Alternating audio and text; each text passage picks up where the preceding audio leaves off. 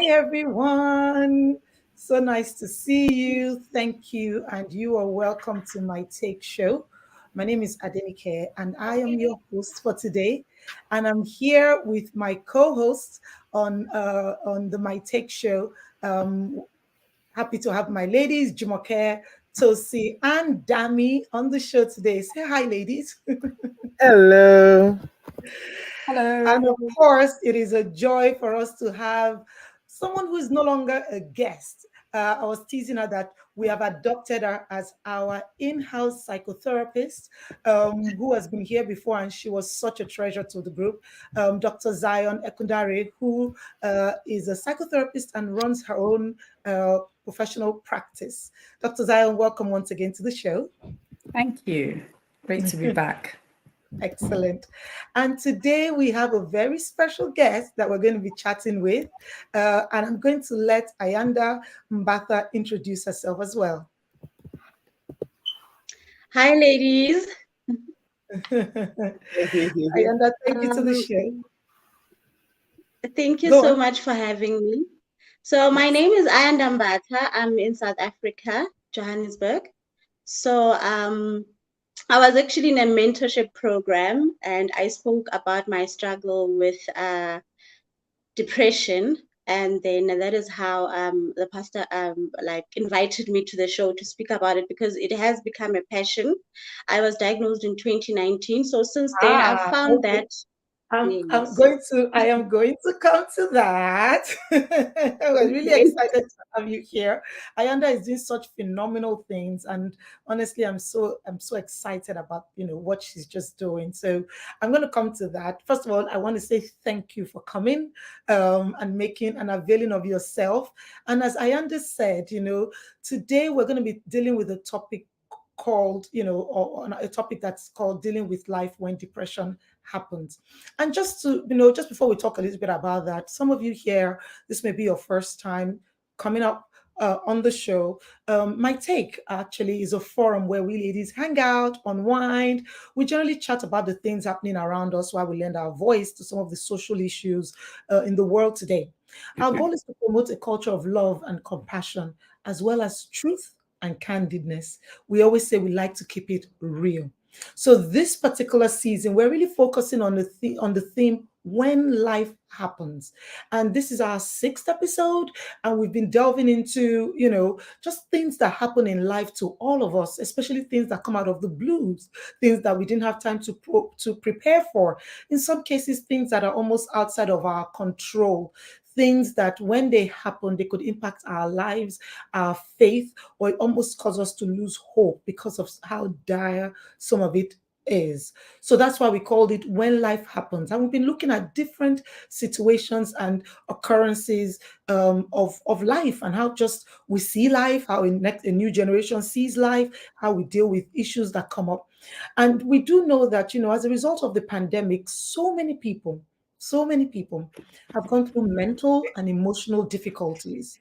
And in some cases, unfortunately, this led to an increase in the number of people who literally went into depression, and in some cases, not even realizing it.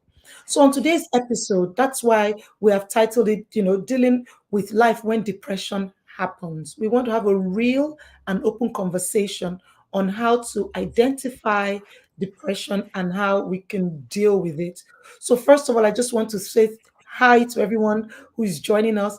Please remember you can add your take as we go through today's conversation. So just before we proceed, I was just looking at a couple of statistics that I thought was very interesting. Depression, we know, is a very serious mental health condition, and it's been said that it can affect anyone, regardless of their religious beliefs. Unfortunately, many people who suffer from depression also suffer with their faith because we're looking at this from a faith based angle. Statistics actually say that 15.6% of strongly religious people have been diagnosed with depression, which is 24% actually lower than what is called moderately religious people and 17% lower than non religious people. So it's been, and when I use the word religious, I think, it's a blanket term that, researchers have used. But really, if we look at it, what it's really saying is that having faith helps people, helps believers cope with depression. But it's also been noted that women are more likely to experience than men. Apparently, women account for up to 4.4%, women of faith, of all cases of depression worldwide. So this isn't something that I think, it's something that I think is very pertinent, something that I think is very important. So I wanted to just first of all maybe start off by just asking this question: that what are some of the myths or some of the stigmas that are out there when it comes to depression? At times when we say this thing, especially even in our faith environment, you tend to have different reactions to it. Dami, I don't know if you've sort of had any, any thoughts about that, or what you've noticed sometimes happens when we have these conversations.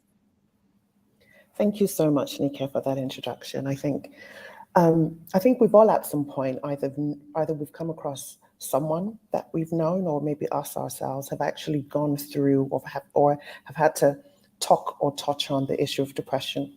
And I think if we're looking at the myths, I think one of the ones that stands out to me is the fact that depression is just a feeling that you can get over. And I think that for me has been that I have heard over and over and over again, because I had a sibling who struggled with it for many, many years, and it was hidden. And it only came to light when it became extremely difficult and dangerous, because he became suicidal. But then it was just a feeling. So everyone we spoke to about it said, well, he's just sad, he's just grieving, he'll be fine. And I think that stigma of, if you don't talk about it and if you try to deal with it on your own, or if you try to manage it on your own because it's a feeling, you can undepress yourself, for lack of a better word. You can pray your way out of it, or you can praise your way out of it, or you can talk your way out of it. And for us not realizing that this is a serious mental health condition that requires interventions from professionals at different levels. And I think that for me was the first stigma that I had to battle through on his behalf, with other family members and with other people around us. Very interesting. I'll be keen to hear your thoughts as well on that, Jumoke. Hello again, everyone. I think when you even said that, immediately I thought about the reaction that you get if you mention that word, amongst Christians, I would say, because that's what I know. We are rejecting it in Jesus' name. If you dare even mention that word, we don't want to hear it. It's not something that is spoken of. And I think people that find themselves in that situation don't even want to speak about it because of the reaction they will get. We don't know how to deal with it. We don't associate anything good with it. Even the outcomes are not spoken of, like the dangers of being in that state and what could happen are not spoken about. So we don't want to address it as a people. We don't know anything about it, even other mental disorders, other mental situations. I would just group everything together. We don't want it. We don't want no parts of it. So how dare you mention that? I'll stop that.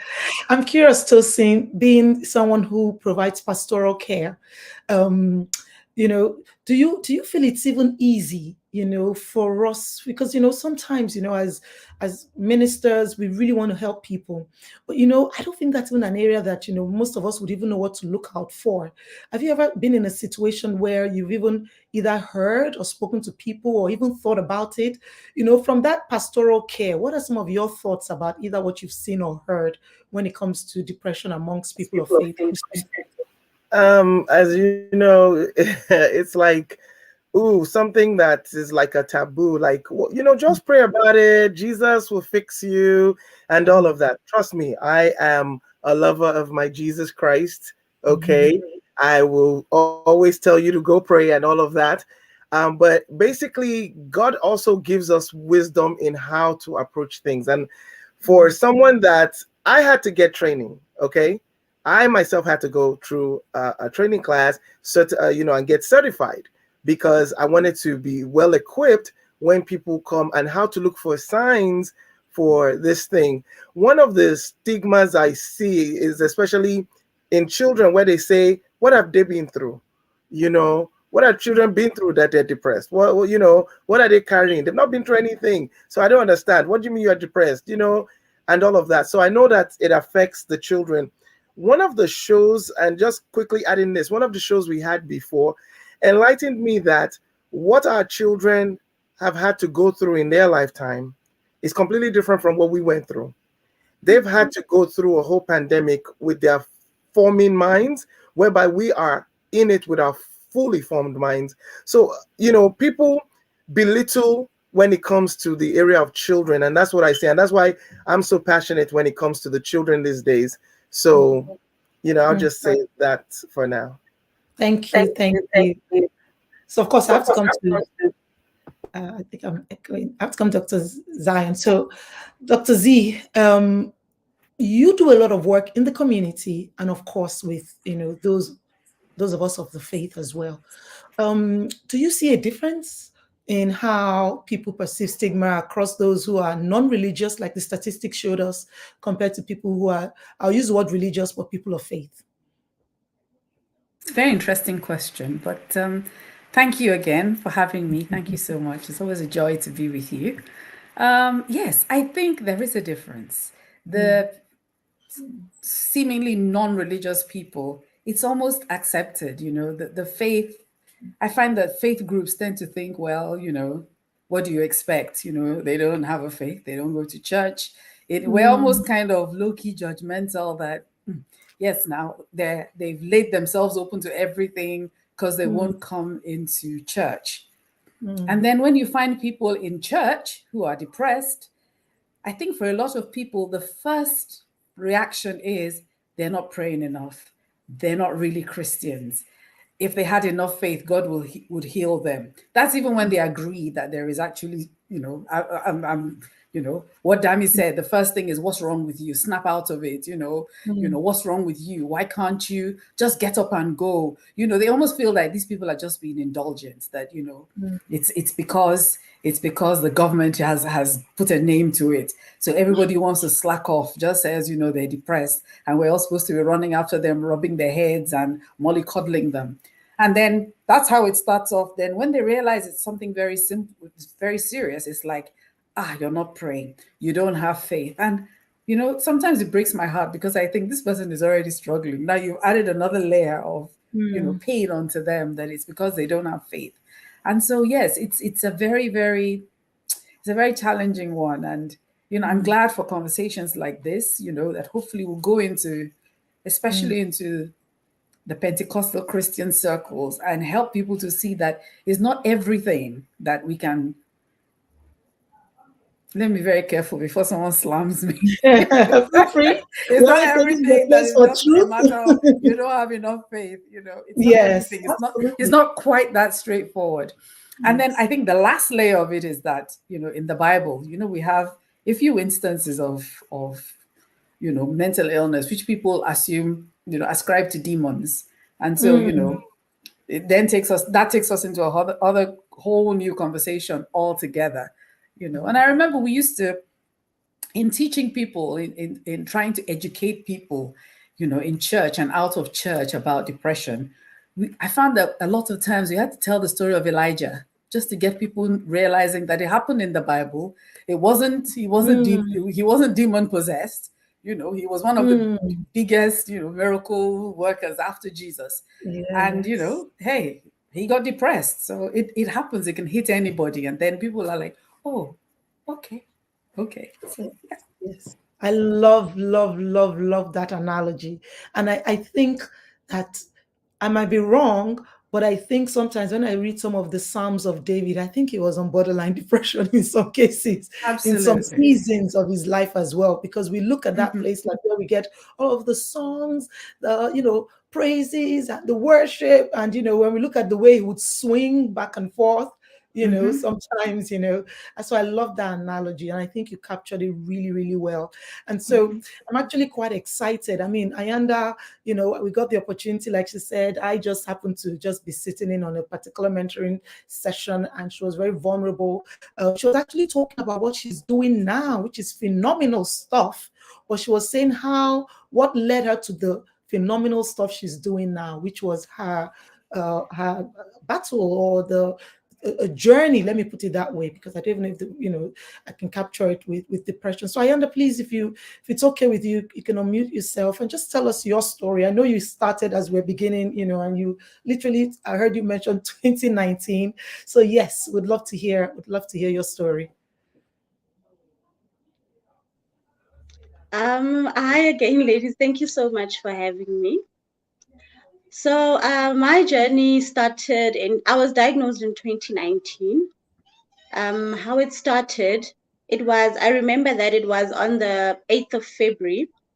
So I took a bath as per normal, going to work.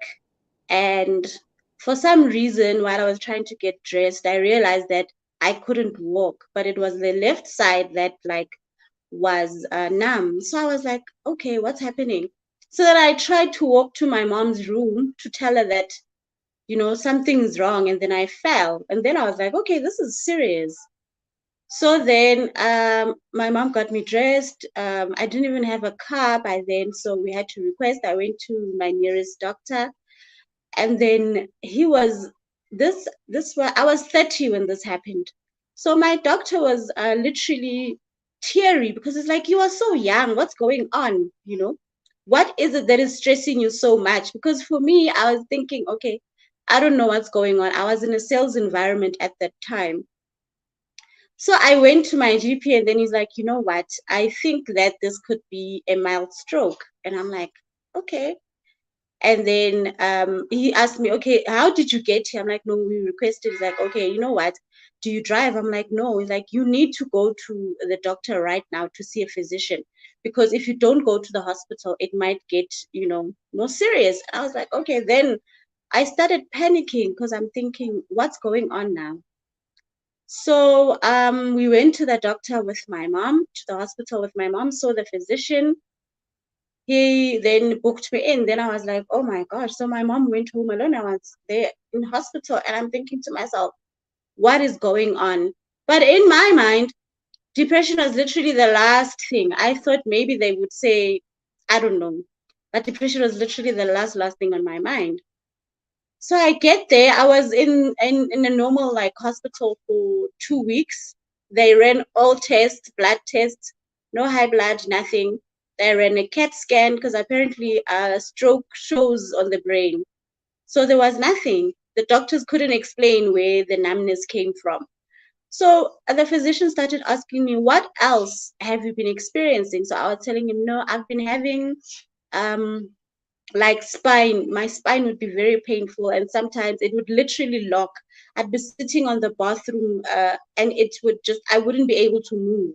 But for me, still, I thought it's just work stress, because I was in a sales environment. And then until the doctor said to me, you know what, there is a nearby hospital, and I think, I did also mention that I've got a lot of headaches, and they're very, very bad. He says to me, I think that you should go there. So I'm like thinking, okay, but then I am in the hospital. So what does that hospital do? And the question that he said to me, the answer that he said to me, I was not ready for. He said to me, okay, you need to be open-minded. And I'm like, open-minded, okay. And then he says to me, it's a psychiatric clinic. And I remember just being like, what? When I heard psychiatric, I was like, what? Okay, does this mean I'm crazy now? Because, depression, like when you're talking about myths, depression is just associated with a lot of things. Because I've heard people say they've been there, and you look at them, they are beautiful, they smell good. Like somehow we just associated with everything that is evident, but sometimes depression doesn't show. So I was like, okay. So I come back home, I have this discussion with my mom, and then she says to me, yo, okay, that's serious. And I'm like, yes. So now I have a decision to make, because there are beds there you need to book in time so that they can be able to admit you, and there's a 21-day program. So there's this other lady that I know from work. She's been suffering with bipolar. So I know that she was admitted at some stage. So I gather the strength, because it's not an easy thing to just approach someone about their health issue, you know. So I approach her and I'm like, can I ask you something? She says, yeah. I'm like, you know, I was at the doctor, this and this and that, and I was told that I need to go to a psychiatric. At the time, I am at work, but I'm still limping because my left side was still numb. So she says to me, she says the same thing that the doctor said. She says, if you really want to get help, you need to be open-minded, but just go for it, you know. So then I call them and they ask me what's going on, and I tell them, we fill out when we go, okay, we make a booking, and my team leader comes to me, and then he comes to me on the side and he says to me, you can't work like this. Don't do this to yourself. Like, something is going on. I don't know what it is. Please work on yourself and come back when you are fully functional, you know. And I'm like, okay. I go to the hospital. I'm like, okay. When I get there, it's like, you know, when you hear hospital, you're thinking you're going to be on bed and PJs the whole day. But like when we get there, it's like, okay, people are dressed. We've got different wristbands because we're in different groups. And I'm like, okay. And that's when I got the diagnosis, which was a major depression, PTSD, which stands for post-traumatic stress disorder and anxiety. So then that was, yeah, the first time I went there, and it has been a journey that I have, weird enough, I've become very, very grateful for it, you know, because back then when it happened, I was like, but you know, but this and that. But sometimes you need that rude awakening for you to face life head on. Because I remember when I was having okay. So sorry, I didn't mean to interrupt, but I found it interesting when you said the diagnosis was depression, anxiety, and Yes. PTSD. So first of all, Yes. when I think of PTSD, the first, I hear it a lot with, traumatic scenarios, accidents, people that have gone to war, you know, um, you know, to a certain extent. And I think one of our audience members made a comment earlier on around new moms. Sometimes some people during childbirth, it might be very extended. Yeah, new moms sometimes, very extended, maybe very difficult, that could happen. But in your case, what do you think happened that led to PTSD? Because you woke up in the morning about to go somewhere, oh wow, Van B says this used to be me. I used to be that person that said snap out of it, confess positive, take authority, drive the devil out, until I experienced it. Wow.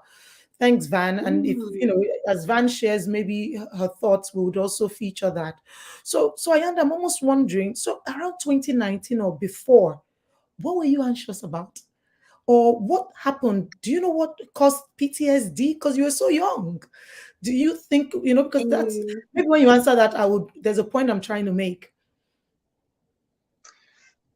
Well, when the PTSD, actually, I wasn't shocked, to be honest. You know, sometimes things happen and you're like, But when I was young, I think I was 7 or 8, I was sexually assaulted by a family member.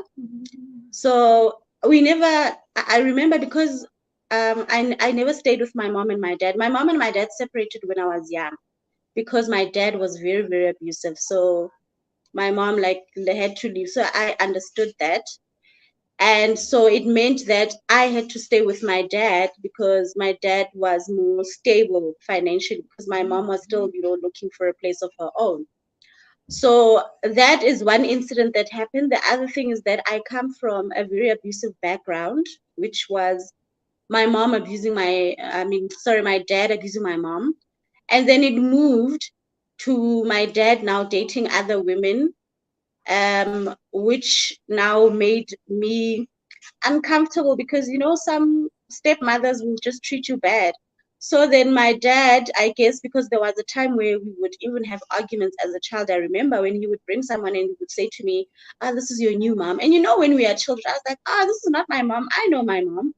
And, you know, we would get into an argument about that. And next thing I know, I'm sent to my grandmother, my paternal, which is my dad's mom. And there I experienced life on a whole different level. She was just something else on her own. So when they said PTSD, I was like, okay, I think I understood where it comes from. And it also, the anxiety that I faced was based on the experiences, because when you are young and you are not living with either of your biological parents, you become very vulnerable to people that you are living with. It's easy for people to treat you bad because you don't have that someone that will say, hey, that's my child, you know, or hey, that's my sister, don't do that. So I think that in a way I was forced to take care of myself to a point where I remember the one thing that I was always anxious about is just being in a safe space, you know, because I was not always safe.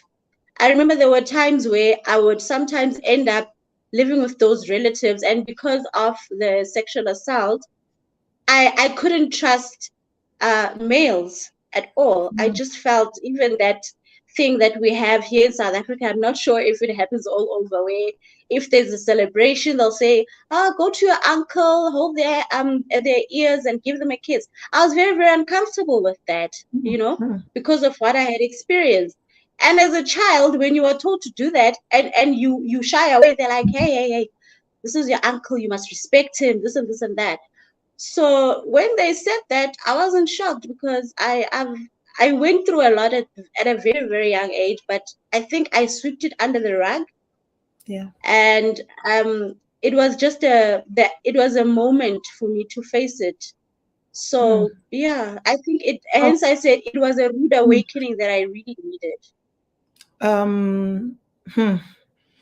You know, sometimes this is one of the few times we knew that this was a very important show, but as you were speaking, the weight of this conversation also just dawned on me, because it is so deep, especially as you unraveled, you know, we said first thing was when we talked about what we've all maybe been guilty of to a certain extent, in terms of maybe when we didn't know, or at least sometimes we know better now. When we hear of depression, you know, especially when we see someone that we feel they are comfortable and we feel maybe they were just out of work for a little bit and then they are depressed.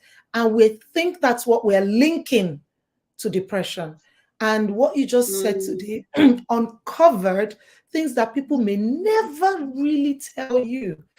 And just when I asked that question, I honestly don't know what I was expecting, but I really just thought you would say something like, well, in 2019, this happened, so that's the PTSD or that's the anxiety.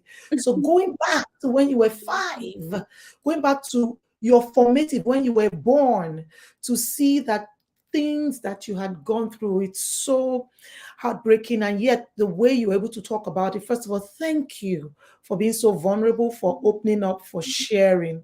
I don't know if anybody wanted to say anything, just, you know, just linking or things that we've sensed, or you know, just based on some of what Ayanda has said so far.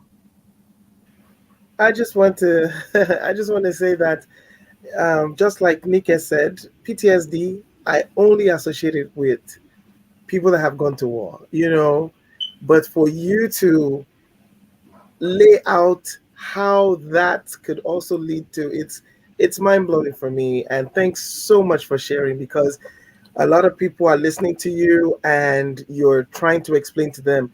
Lady Ayola had mentioned that repressed feelings and experiences you want to forget can really lead to anxiety. You know, sometimes you think it's one occurrence or whatever, but it could be a series and a string of things, you know. And thank you for explaining that in detail for us, going from your, you know, the situation with your mom and dad to your grandma and all of that. And people try to repress a lot of things, and people try to pretend that they're over something, you know. Oh, I've dealt with it. Oh, it doesn't hurt me. Oh, this or that, because they're successful or they're doing very well in one area of their lives or whatever. Oh, they have overcome it. But they don't understand how it can reflect in anger issues. It can reflect in uncontrolled behaviors and so many things. So, yeah, this show, I'm really grateful for this show. I mean, for this topic, sir. Yes. Yes, I wanted to add to that. Thanks, Josie, and thanks, Ayanda, for sharing your experience. I think for someone who's gone through PTSD myself, I can definitely tell you this has nothing to do with war. This has nothing to do with to sort of do with any recent events, because PTSD can show up within a month of having experienced one event or a series of events, or it could even come years later. And I've also supported two of my kids who've also gone through PTSD due to traumatic events that they witnessed. And it took years. This was years after the event occurred. But one thing that I do know is that, and I'm also doing research. So I'm a public health specialist, and I'm doing my part of my doctoral research, and it's looking at the treatment for PTSD and grief. And how do grief, yes, we say, isn't depression. Anxiety is not depression. These are all sort of symptoms or part of what manifests as part of depression, if it does, go down that pathway. But I think that for PTSD sufferers, or for those of us who have triggers, because there has to be something that triggers it. So for me, with my PTSD, it had to do with traveling back to Nigeria. And anytime that conversation, if I had any need to do that, I would automatically become defensive. I will get angry. I will have sleepless nights. I will have headaches.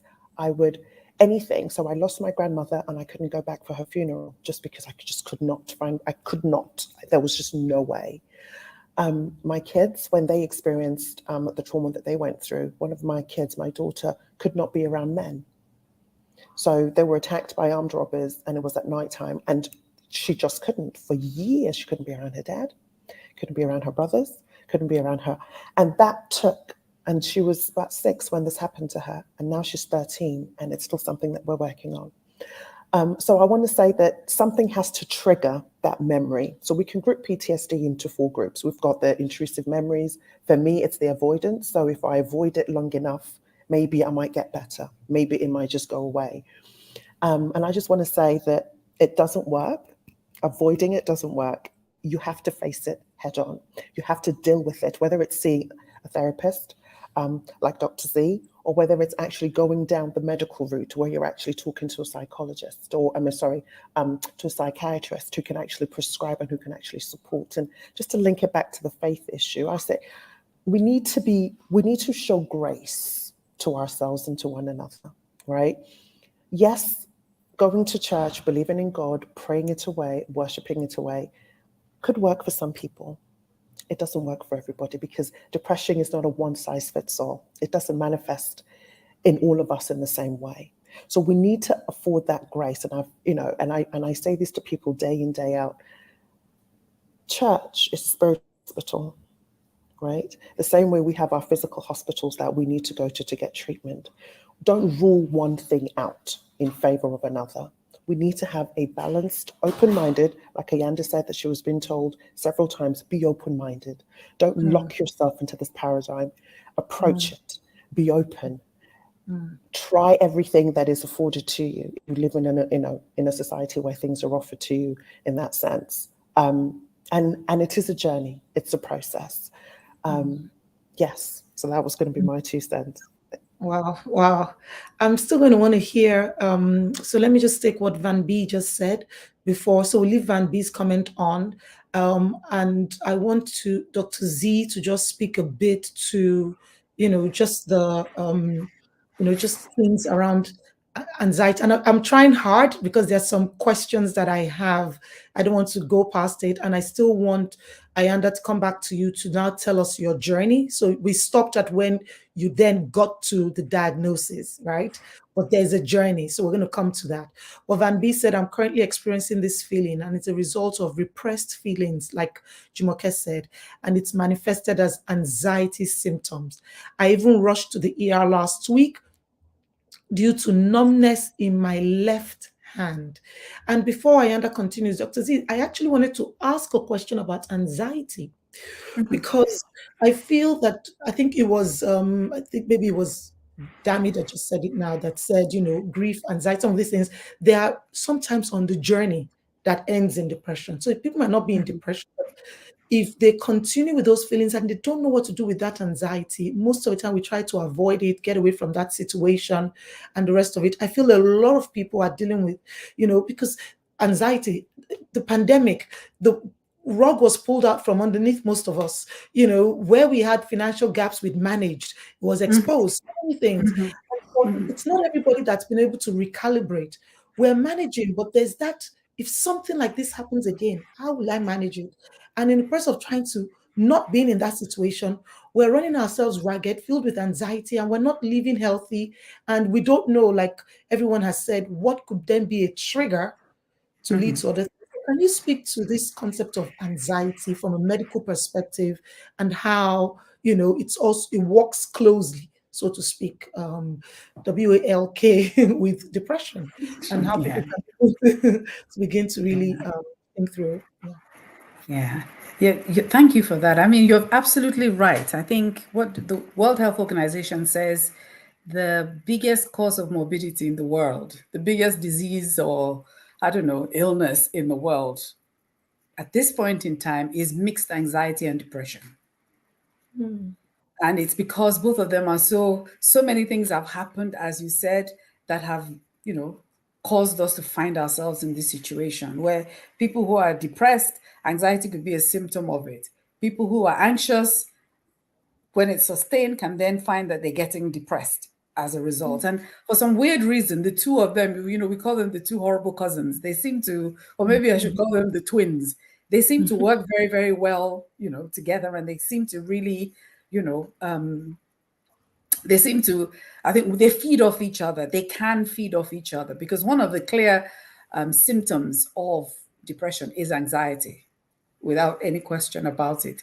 Now, of course, I was just reading Van B's comment where he or she spoke about, developing numbness in the hands. And I thought, it's very interesting that, we don't realize that this whole body of ours is just one great, big, beautiful, interlinked system. When there's a failure in one system, it's like, if you imagine like you have an electrical circuit in your house, if something goes wrong, you blow a fuse, it could affect all the different, thank God we have fuse boxes. But if something happened with a light bulb or there was a spike of electricity, before we had fuse boxes, everything was shut down. It's the same system we're working with. Something's going on,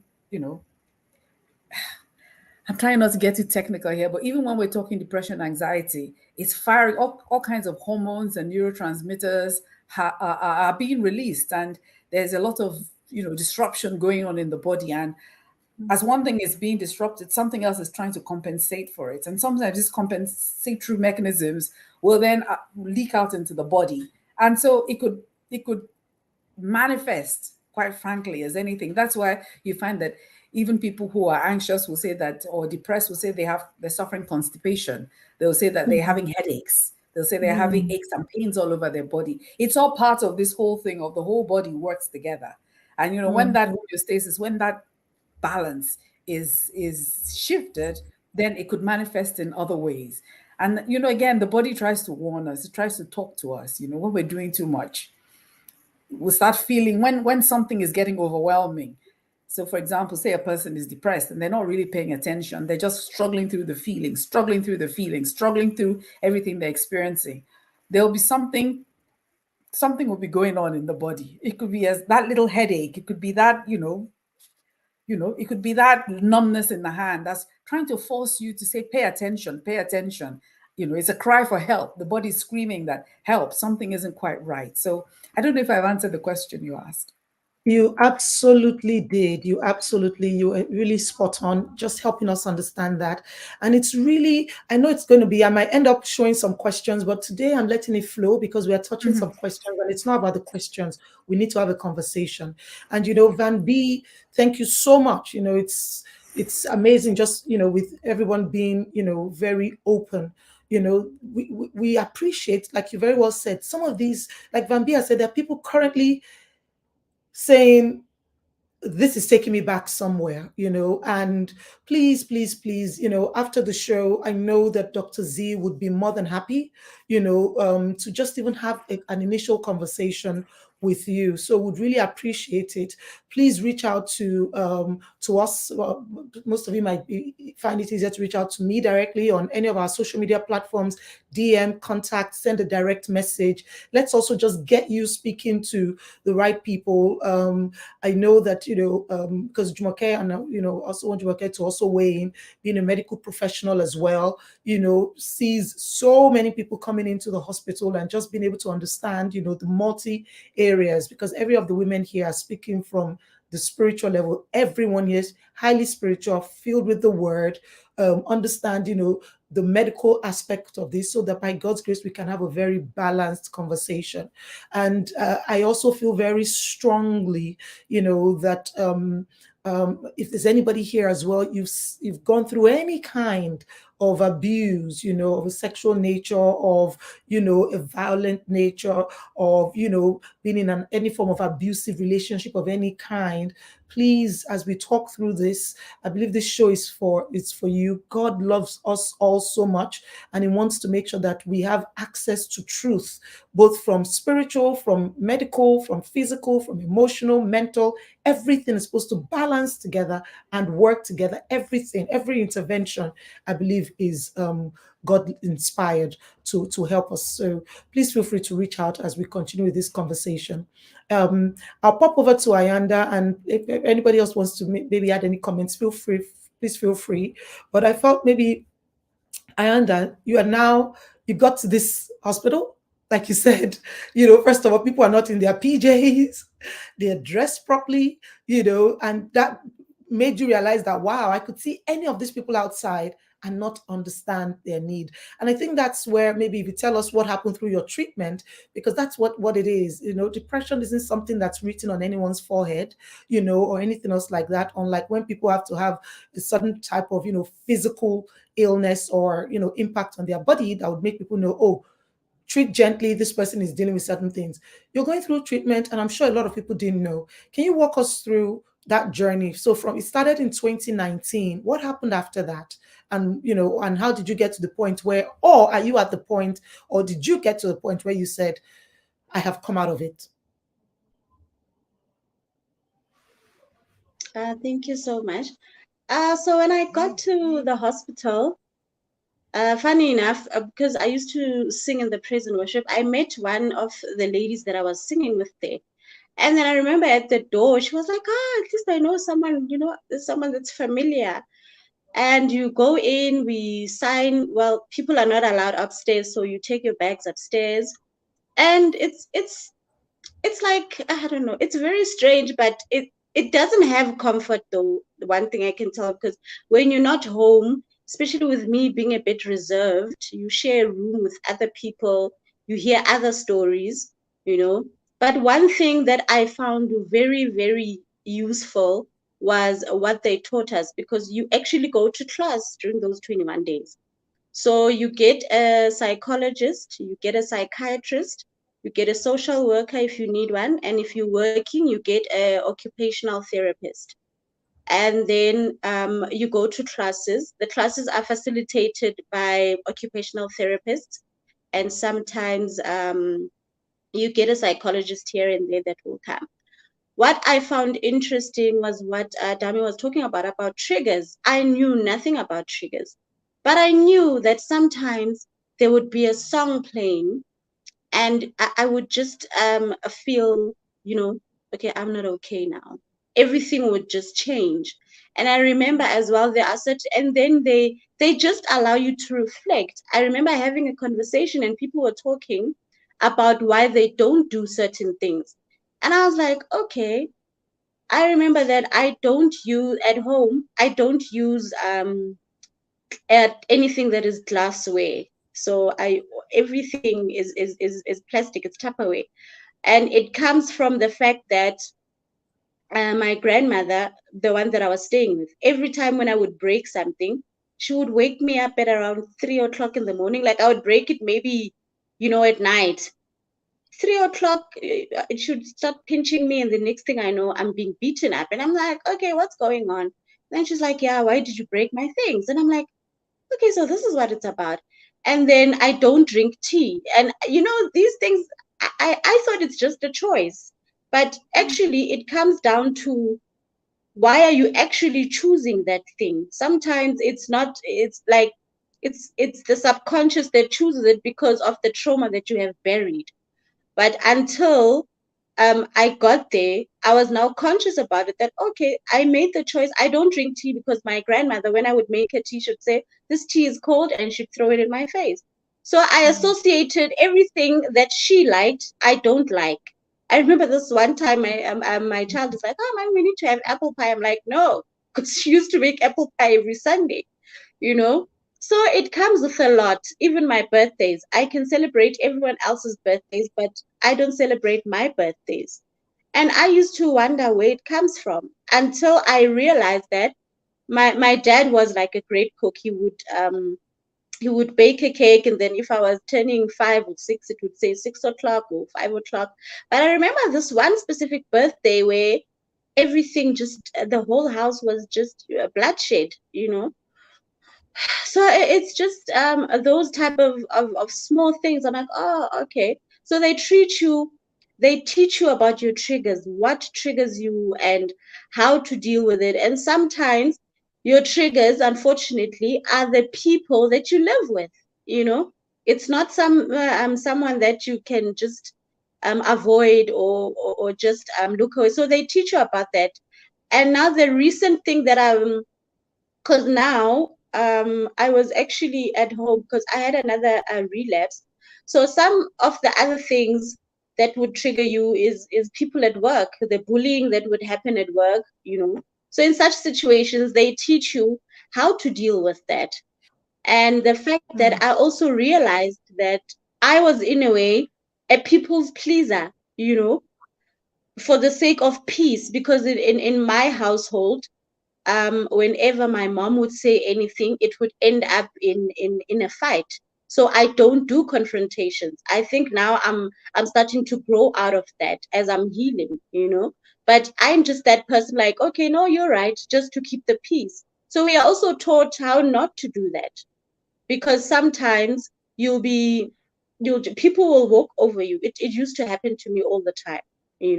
So yeah. So Wow, that's I phenomenal. Yeah. So, and how long did you go through this before you were maybe discharged from being, you know, sane? Were you also like, did you have to be on medication? So what has life been after that? And when was there ever anything like normal, so to speak? Or did you have to now have what they call a new normal? It's funny that you say normal, because I always say that at home, like, guys, I'm not normal. Yeah, I do. We were on medication. The funny thing though is that when you are there, I used to have this conversation with like other patients. They like, it's like they numb you so that you don't have to deal with the thoughts and the pain and everything, so that you just focus on the class. I don't know if that makes sense, but we do take medication. You take your antidepressants. Sometimes if you need sleeping tablets, they'll give you sleeping tablets. If in my case, sometimes I had fatigue, I would always be tired. And I sometimes my mom, at first I was like, oh my gosh, I'm so lazy. And then, fun enough, now that I'm remembering something, one thing that kept me going through that journey, it's 21 days, the admission, it's 21 days, was when my mom said to me, she came to visit me, and then she said to me, you're going to make it through. And I'm like, what do you mean? Like, I don't know anyone that has ever been depressed. And then she said to me, no, I was also once depressed. And I was like, but you've never told me this. And she's like, I know, but it's just that sometimes, it's a silent battle. And she says, and I was in hospital for 3 months, and God pulled me through it. So when she told me that, and I'm like, oh, 21 days, okay, no, I can do it. So you are on a lot of medication. And one thing that I will also tell you about that place is that I have met people. Sometimes, like, depression is sometimes associated with just I don't know, people eating from the bin or what. We were with cardiologists there. We were with surgeons, magistrates, lawyers. Like, you meet people from all walks of life, where there is the stigma that if you've got a great job and a great career, you drive the latest car, you live in this big house, you look good. Like, why do you have depression? I get that question all the time. Why do you have depression? And I always say to people, when someone breaks their leg, do you ask them why they broke their leg? So Exactly. it's something, because it's unseen. It's like it doesn't exist. Right. Yes. To a point where I've had to cut off some friendships because they would say certain things like leading along to something like I'm pretending, And I was like, you know what? I need to focus on this because I am myself. It's been a few years now, but I'm still learning. Because somehow depression, you'll even get pains in places you didn't even know there were bones there, and you're like, there's this pain, and then you go to the doctor and he's like, oh, what meds are you on? And then you tell him, he's like, oh no, it's part of the journey. And I'm like, okay. So there's like always something new. When you figure this out, now you're moving to this. But what I love about this is the fact that I feel like it's become I would say that God entrusted me with this because he knew that he would be using me to as a way to reach out to people. Because funny enough, as I was in hospital, I was still reading my Bible. This one lady came up to me and she's like, why do you have that? Why do you still have that in here? And I said to myself, she's saying, why are you still praying when God allowed you to be here? And I said to her, my God is with me in everything that I do.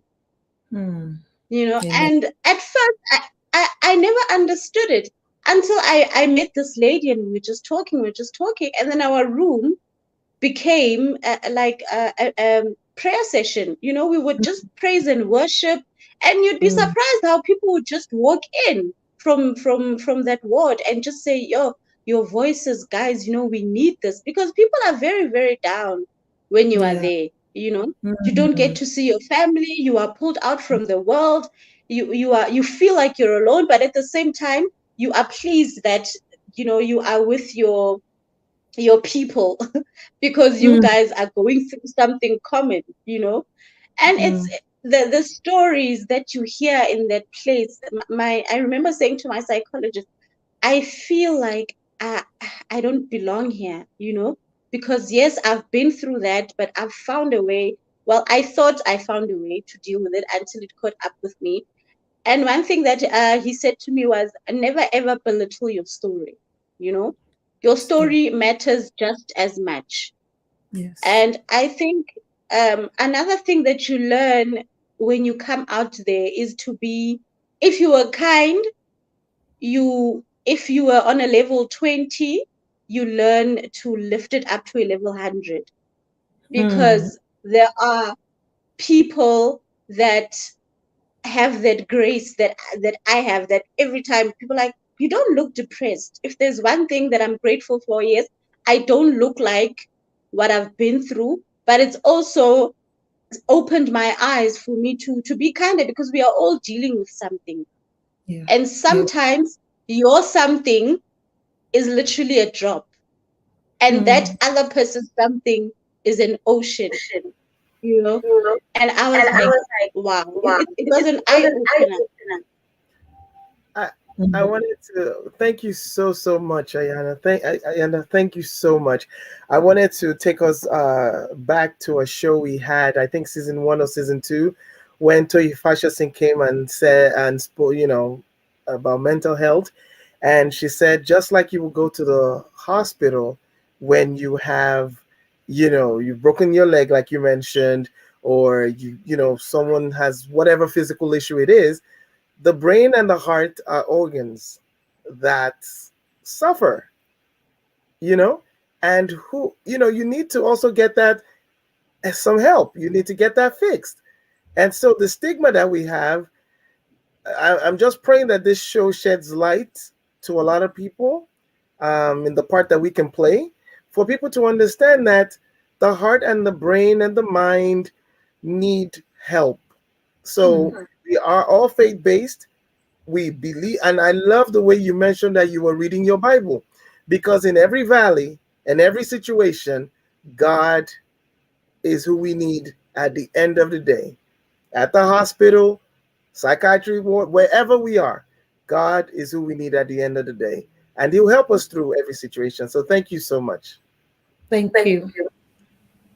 Can I also add very quickly, is the fact that I'm also advocating for how we can just normalize seeking help, either from a preventative perspective, like why can't we just normalize just talking to therapists?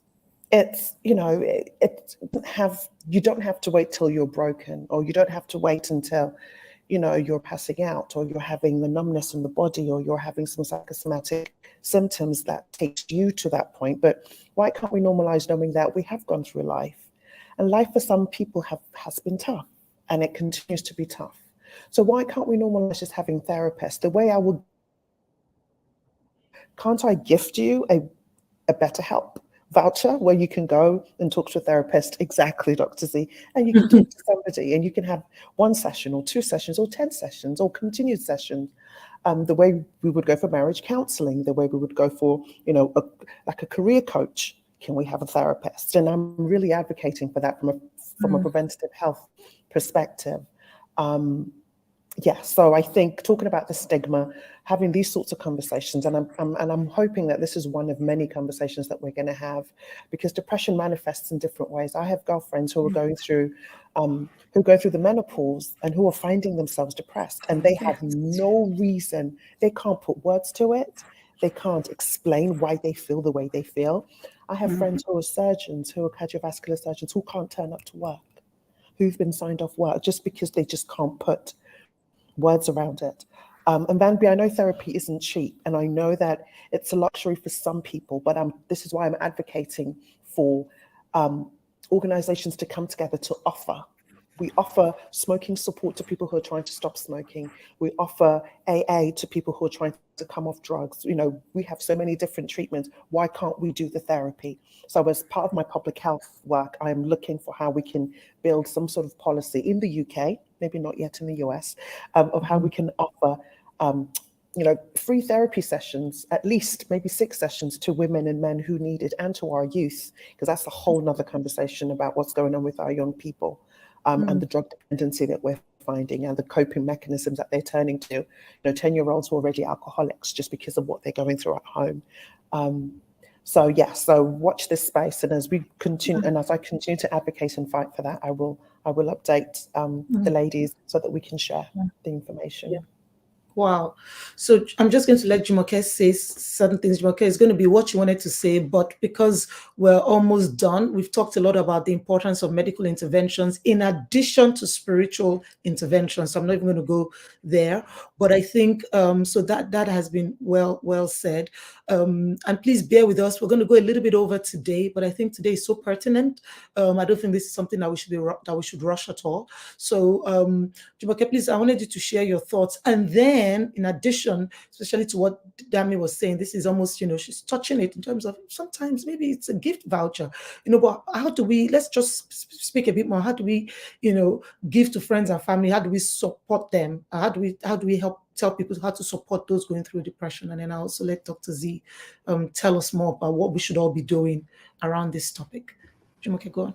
Thank you. So for Dr. Z, when you want to speak, for the sake of everybody that may not know the difference between clinical depression and being in a state of feeling down, I would like for you to quickly brief us about the difference, because I don't want anybody that is not diagnosed with clinical depression to think that I don't want any self-diagnosis, what I'm saying. Secondly, Ayanda, your story is the perfect reason why you should seek help.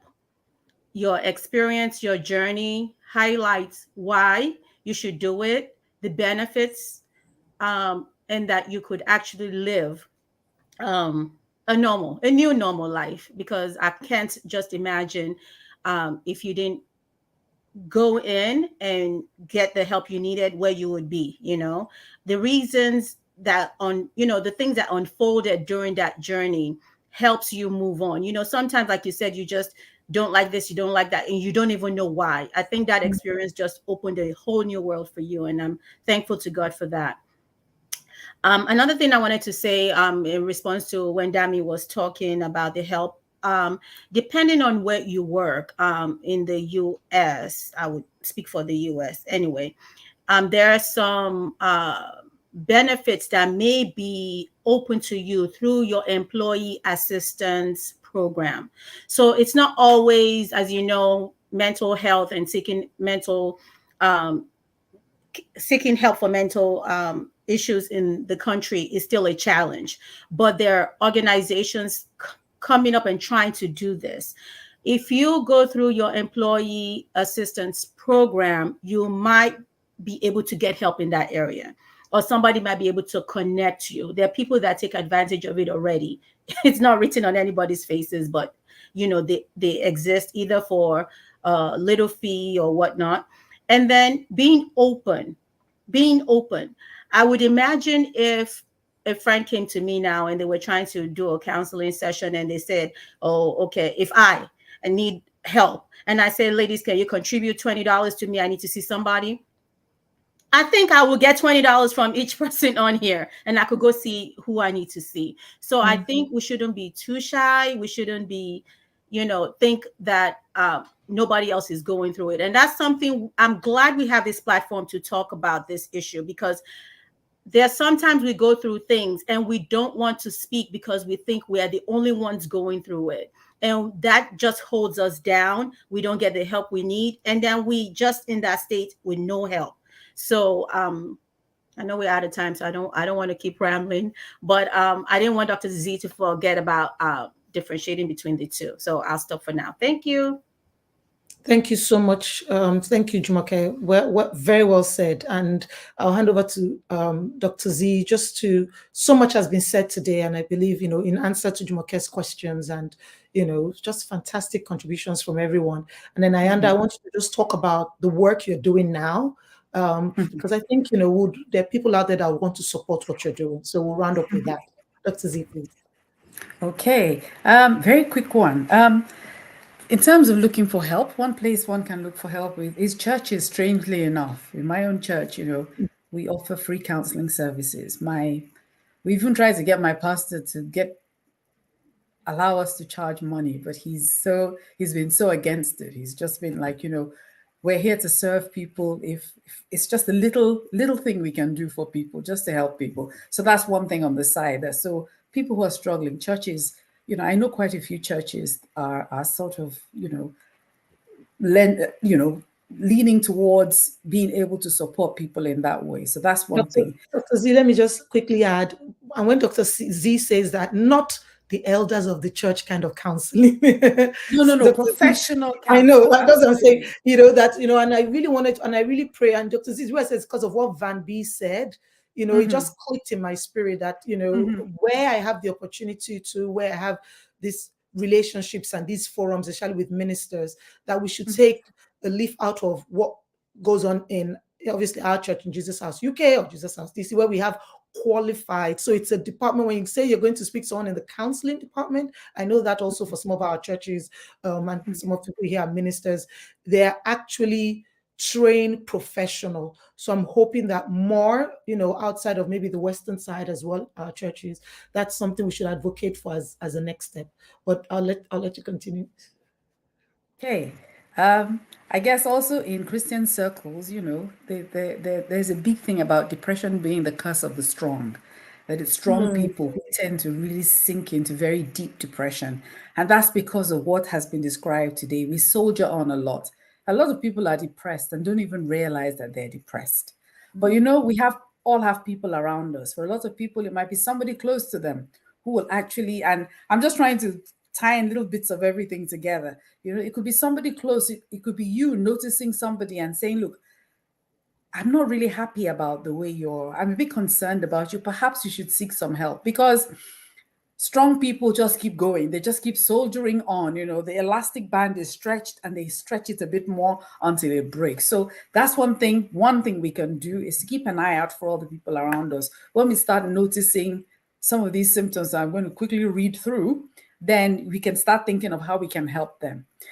Back to another question, another comment, which was the difference between dysthymia, which is like low mood, and clinical depression. A lot of us feel low for various reasons. So usually it could be seasonal, it could be around the periods, it could be around, when it rains for so long that we don't get enough sunlight, we get seasonal affective disorder. It could be something going on in our lives that is transient, that is making us feel sad, relationship breakdown, anything that is short-lived, could make us feel really low. We could just feel sad. We could lose something, lose somebody. But when we go into clinical depression, we're now talking of, there is a definite criteria for diagnosing it. And it's got to be continuous for over 2 to 3 weeks. It is characterized by persistently low mood. That means it's not you're happy sometimes, sad sometimes. The mood is low the whole time. The person stops having any pleasure in life. Things that normally gave them pleasure, they don't see any pleasure. They don't feel any pleasure from doing those things.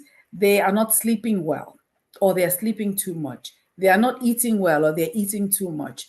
They are they feel guilt, they feel anxious, they feel, they're just going through all kinds of emotions that are just not helping them to go out. They can even begin to feel suicidal. They begin to feel, what's the point? They lose all hope. They find it difficult to go out. They find it difficult to socialize. They start isolating themselves. They start wearing dark clothes all the time. And they're not just trying to look slimmer than they actually are. They're just trying to hide away. And, they stop taking good care of themselves. They stop taking good care of their, you can see that they're not grooming. Their grooming is lacking. They're not eating properly. The list just goes on and on and on of all the things, that people start doing when they start talking about having headaches. That's when they start, complaining about little symptoms here and there.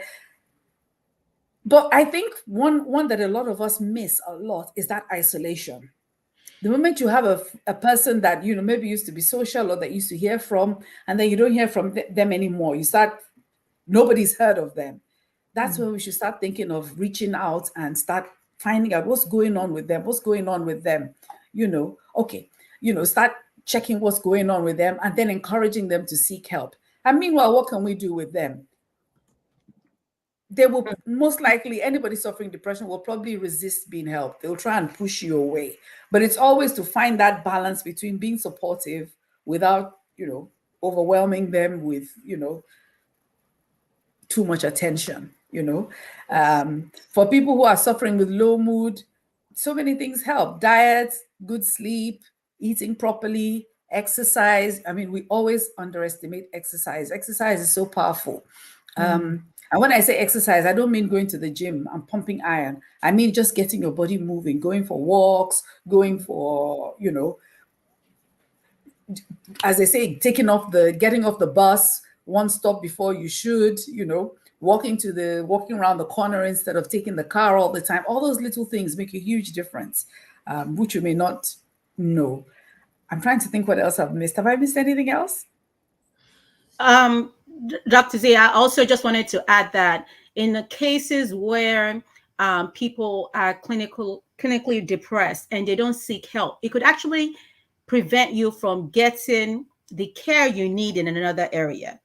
Yeah. So I know that you're not doing the things the doctor has asked you to do because you're in a depressed state or you're clinically depressed. Yes.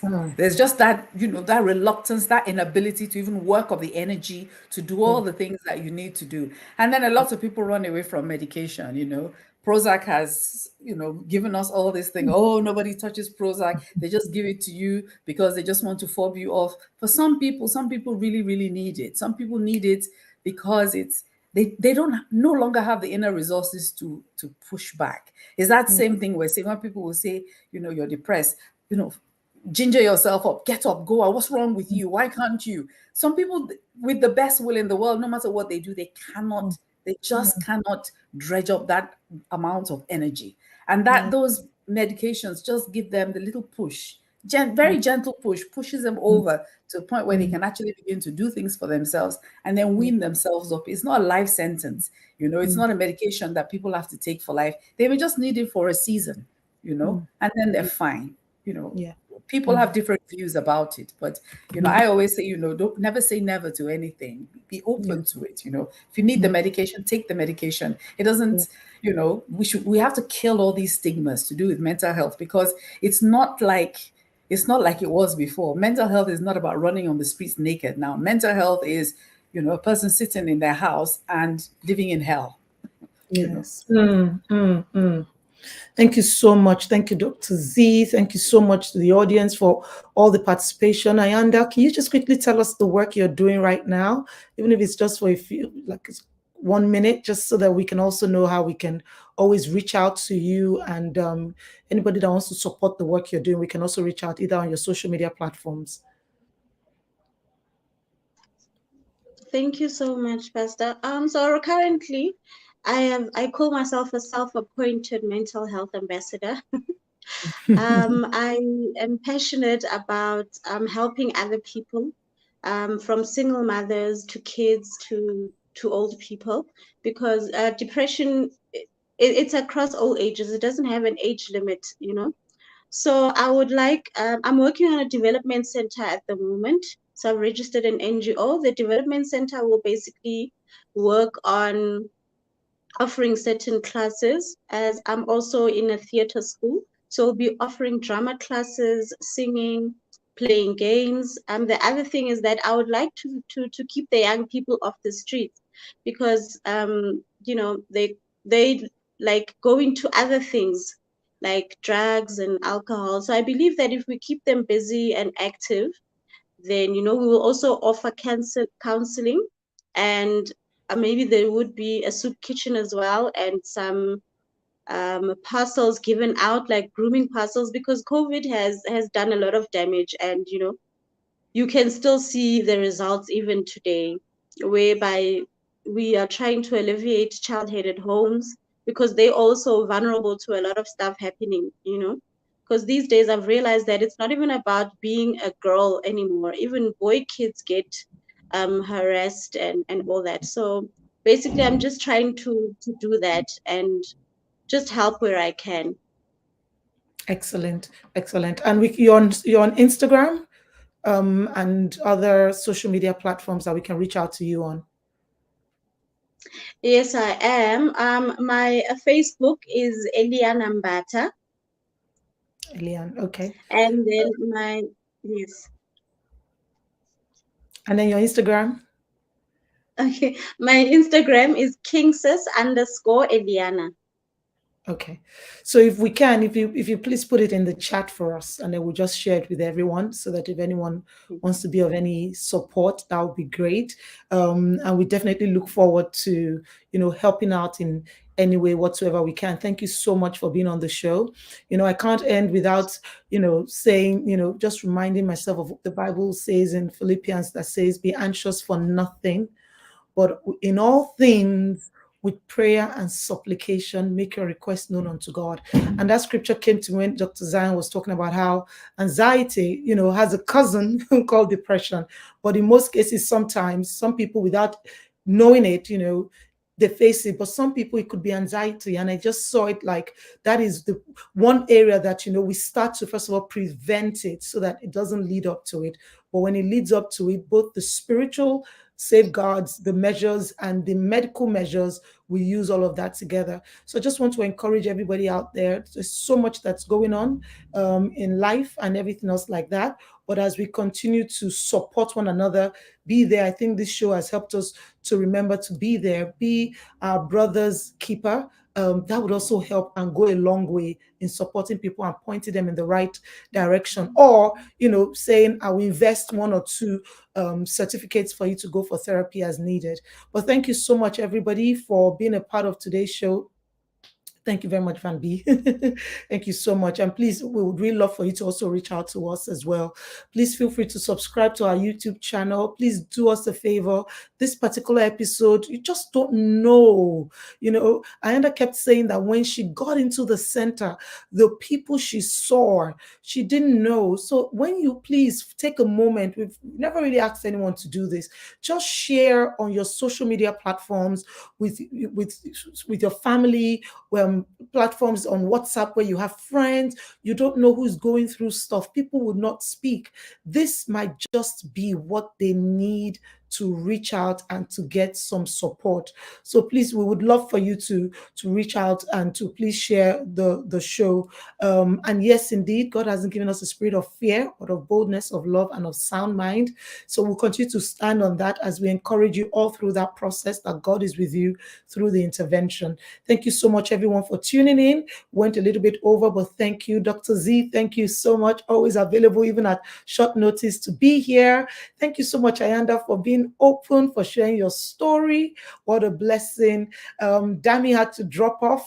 She's in a hurricane zone, so we're excited she was able to make time out to be here. And of course, to my co-host, Tosi and Jumoke, thank you very much, everyone. On our next episode, I think I just shared that it's going to be September 2nd. And this is going to be in our When Life Happens series, a conversation about when my world caved in, dealing with the loss of a child. It's going to be another episode for us to learn and just see, what happens. Life happens to everybody. Life happens to Ayanda. Life happens to all of us. And as we share more, what this particular season, I think one of the things that God has been using this show for is to help us be more have more empathy and more compassion as we understand the stories and what people are going through, so that we can truly love, be there, pray, support, and by God's grace, be less judgmental in this life, because people have a lot that they are going through. So thank you. Thank you very much to our audience. You guys were completely fantastic.